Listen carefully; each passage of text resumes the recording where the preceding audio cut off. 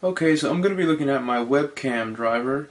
A good way to make sure everything's working properly is to just check out your whatever program you use for video conferencing, video chat. I use Skype, so I'm going to check out my Skype here, and I'm going to go into options and check the video settings here. So right off the bat here it says Skype couldn't find a webcam, and I have mine plugged in.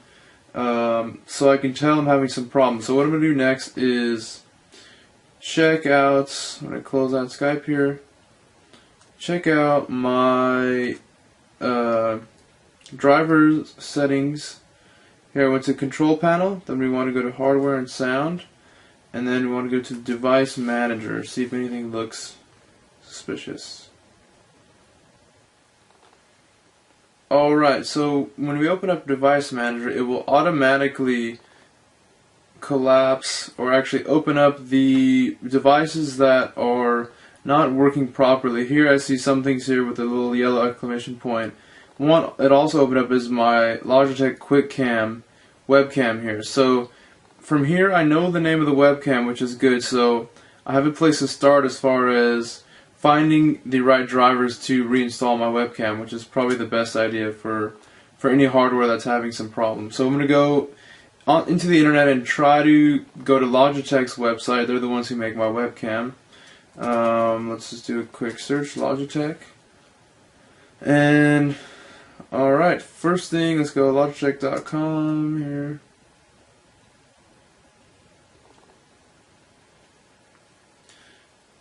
Alright, and support, product support. Okay, so product type, webcam. And I believe, let's see, it was a QuickCam Communicate STX.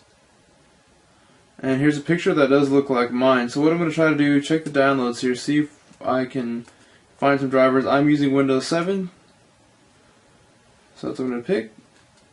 32-bit, alright, that's my operating system. So here I'm going to download the drivers, and here we can see it's downloading here. So what we'll do is install the drivers whenever they're done. We have a couple minutes, so I'll fast forward through all this. Once it's done installing, whenever you install drivers, it always asks you to restart. So I'm going to install the drivers. Once it's done, I have a couple minutes here.